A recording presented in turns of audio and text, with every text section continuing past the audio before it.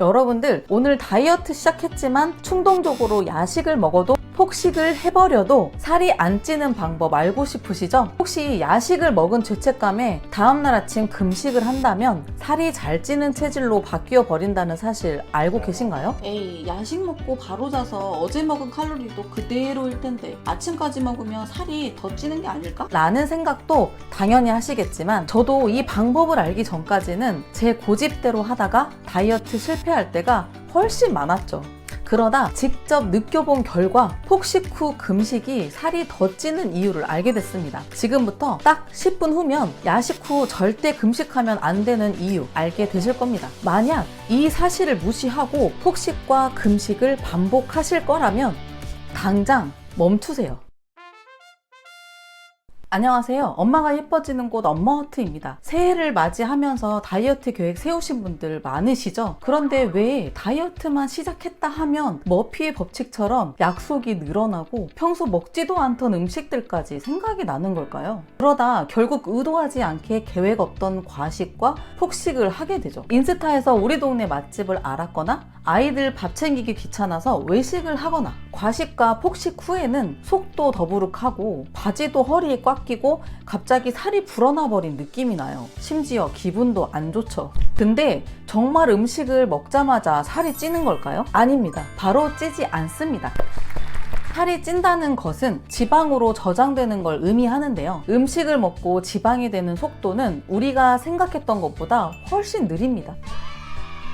폭식을 하더라도 내가 먹은 음식이 살이 되는 속도와 과정을 알게 되면 다이어트 포기하지 않고 잘 방어할 수 있습니다. 혹시 지금도 폭식을 하고 계시는 중이라면 지금 당장 방어하는 방법 알려드릴게요. 첫 번째, 폭식을 하고 나서 살이 되는 경로. 우리가 음식을 먹게 되면 소화 과정을 거쳐서 영양소를 아주 적게 만들어내게 돼요. 작아진 영양소들은 혈액을 타고 우리 몸을 이곳저곳 돌면서 에너지원으로 쓰이게 되는데요. 현재 우리 몸은 5만큼의 열량이 필요한데 10만큼의 열량이 들어오면 우리 몸은 나머지 5만큼의 열량을 자물쇠가 달린 지방의 방에 가두게 됩니다. 한 가지 기쁜 소식은 처음부터 지방의 방에 가두는 게 아니라 문이 없는 간 근육의 방에 글루코겐 형태로 넣어둔다는 사실입니다. 간 근육의 방에서 쉬고 있는 글루코겐들은 당장 에너지로 사용되지 않아도 에너지를 사용할 일이 있으면 문이 없는 방이기 때문에 바로 꺼내서 쓰기가 쉽습니다. 하지만 간 근육의 방의 치명적 단점은 공간이 작다는 거예요. 간 근육의 방에 1, 2주 동안에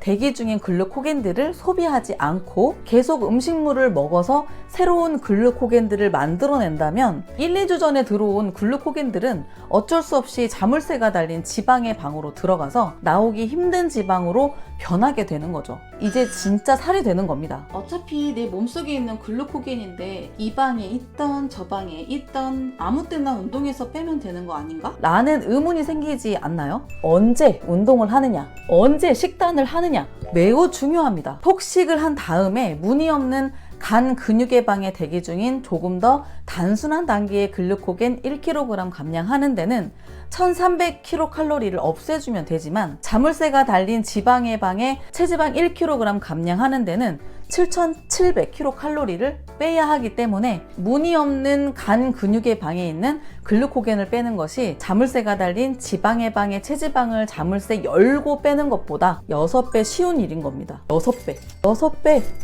결론은 폭식 후 일주일만 관리를 잘해주면 됩니다. 폭식 후 글루코겐 형태로 무늬 없는 간 근육의 방이 꽉 차게 된다면 다음 끼니부터 음식을 덜 먹거나 최대한의 천연 식재료의 식단을 먹어서 간 근육의 방의 글루코겐 양을 줄이거나 몸을 움직이거나 아님 운동을 통해서 간 근육의 방의 글루코겐을 빨리 꺼내서 에너지로 사용해버리면 됩니다. 예를 들어 폭식 후 일주일 동안 평소보다 4분의 1을 적게 먹으면서 규칙적인 식사를 하고 20층 계단 왕복 2번이나 빨리 걷기와 같은 운동 후 집에서 스쿼트 해주면 너무 좋겠죠. 주의할 점이 있어요. 폭식 후에 규칙적인 관리가 아닌 금식을 해버린다거나 불규칙적인 식사를 해버리신다면 살이 더 잘 찌는 체질이 되어버릴 수 있어요. 아주 중요한 핵심입니다. 집중! 이유는 간 근육의 방에 글루코겐이 갑자기 안 들어오게 된다면 어제 잔뜩 넣어주더니 오늘은 왜 갑자기 안 넣어주지? 이제 안 넣어주는 건가? 하고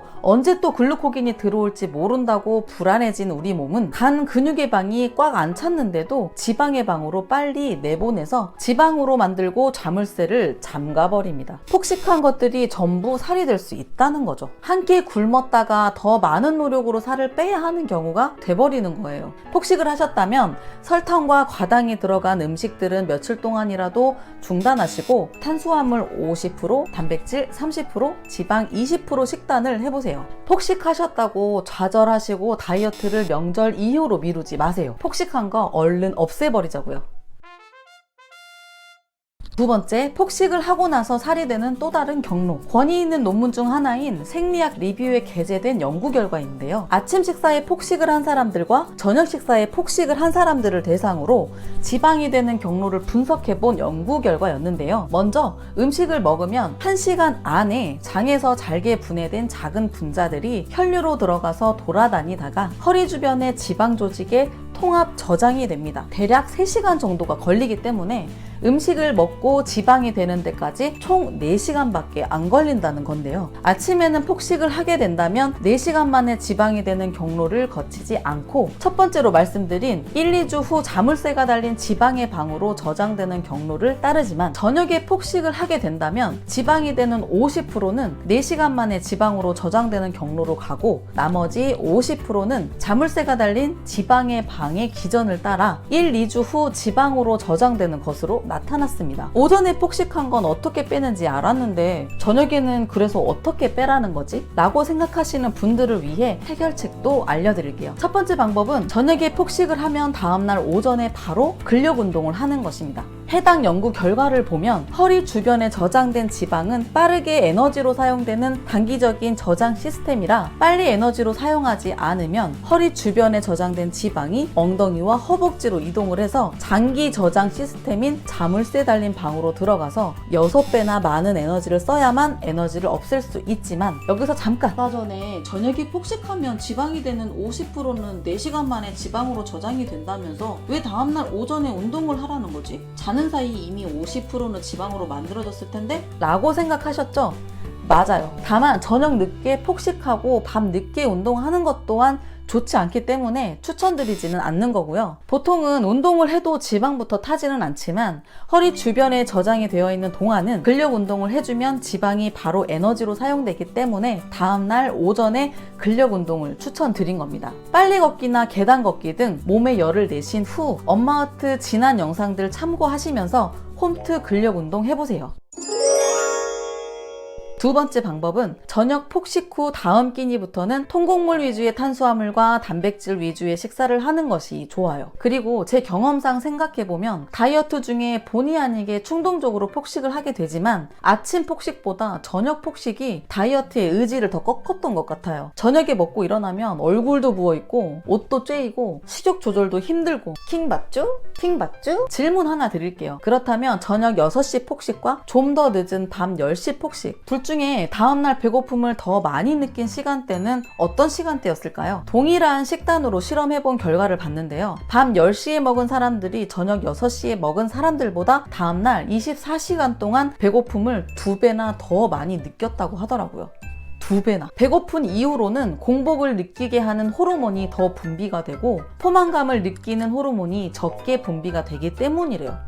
결국 늦은 밤 폭식은 다음날 배고픔을 더 느끼게 만들어서 다음날 식욕 조절도 힘들게 하고 또 더 먹게 만들고 하면서 악순환을 반복하게 만든다는 논문 결과였습니다. 이제 아셨죠? 생활 패턴이 야간 업무가 아닌 이상 다이어트 중 늦은 시간 폭식은 정말 최악입니다. 다이어트를 시작하면 여러 가지 이유가 있겠지만 먹지 말아야 할 음식을 미리 정하다 보면 괜히 강박이 생기고 금지된 음식의 욕구가 커지다 보니 폭식을 하게 될 거예요. 저도 잘 압니다. 당연히 잘 알죠. 엄마들 너무 무리한 식사 조절은 하지 마세요. 느리지만 건강하고 요요 없는 다이어트를 위해서 굶거나 평상시 먹던 양을 갑자기 반으로 줄인다거나 하지 마시고 5분의 1 줄이고 적응되시면 4분의 1 줄이고 다음 3분의 1 이렇게 줄여보세요.